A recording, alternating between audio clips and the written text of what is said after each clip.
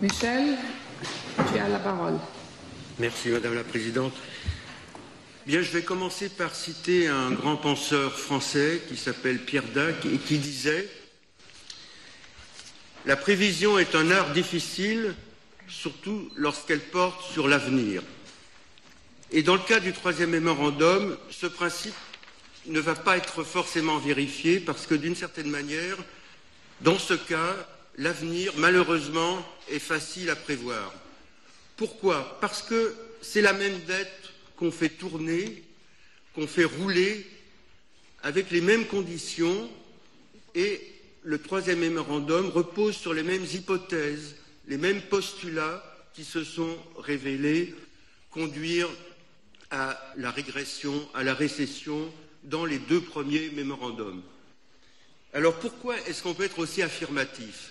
C'est que le troisième mémorandum, tel que le présente le président de l'Eurogroupe, l'a présenté récemment en résumé aux parlementaires européens, fait un premier pari qui était celui des deux précédents mémorandums, qu'on peut à la fois faire deux choses.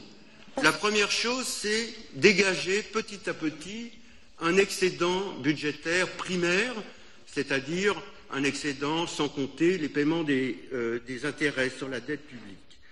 Et donc, cette année, on tolère un petit déficit primaire et ensuite on passe en 2016 à 0,5% d'excédent primaire, puis 1,75% en 2017 pour arriver à 3,5% en 2018.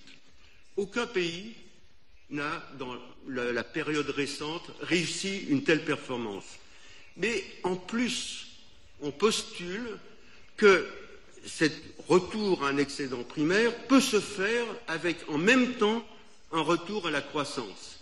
On admet une récession cette année, une petite récession l'année prochaine de moins 1,3%, mais brusquement, on passe en 2017 à plus 2,7% de croissance et en 2018 à 3,1% de croissance.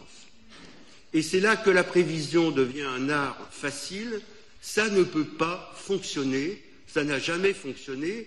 Et notre expérience, qui est assez terrible, d'évaluation en somme des deux principaux mémorandums, fait qu'on se retrouve dans une situation où on retrouve les mêmes hypothèses, les mêmes prévisions imaginaires. On pourrait faire un parallèle entre les erreurs passées de prévision entre ce qui était annoncé et ce qui est prévu, et dire que, sans grand risque de se tromper, on va se retrouver à la même situation.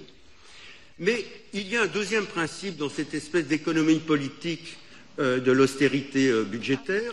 Ce principe, c'est les réformes structurelles.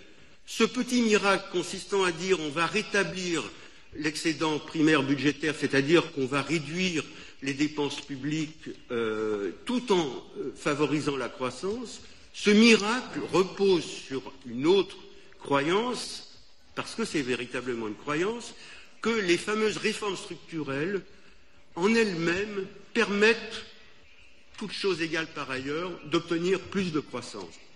C'est l'espèce de règle qui fonde un petit peu cette espèce d'argumentation qui ne fonctionne pas. Les fondements théoriques de cette idée-là sont très faibles, ont été durement critiqués par l'Organisation internationale du travail. Dans la pratique, on ne voit pas les choses se passer telles qu'elles sont annoncées. Mais ce qui est important de voir aussi par rapport à l'opinion internationale, et ce qu'il faut constater, ce que vous êtes mieux à même de constater dans la vie quotidienne, c'est que ces réformes ont eu lieu, que la Grèce a été félicitée pour l'ampleur de ces réformes structurelles, à la fois par le FMI, par l'OCDE en disant que la Grèce, du point de vue des recommandations que fournit l'OCDE, en termes de réformes structurelles, de réforme du marché du travail, de réforme de la protection sociale, que c'est la Grèce qui avait fait les plus grands efforts. Or, le résultat de ces efforts, qui allaient dans le bon sens, on le connaît. Et donc, les nouveaux efforts qu'on demande dans le même sens n'ont aucune raison de fournir d'autres résultats que ceux qu'on a déjà constatés. C'est pour ça que notre exercice était relativement rapide, puisqu'on n'a qu'à transposer les résultats rétrospectifs qu'on a pu trouver sur le fonctionnement de ces recettes et de ces politiques. Donc les conclusions, une première conclusion possible de cette brève évaluation, ça serait la suivante. J'ouvre les guillemets. La dette de la Grèce est devenue insoutenable et la Grèce ne peut rétablir à elle seule, par ses propres moyens, la soutenabilité de la dette. Cette conclusion n'est pas celle de notre commission. C'est une déclaration de Christine Lagarde, la présidente ou directrice du FMI, le 14 août dernier. Elle s'appuie sur des travaux du FMI qui insistent sur l'insoutenabilité de la dette grecque et montrent que dans leurs projections, le poids de la dette risque de passer dans les 2 ans à 200% du PIB.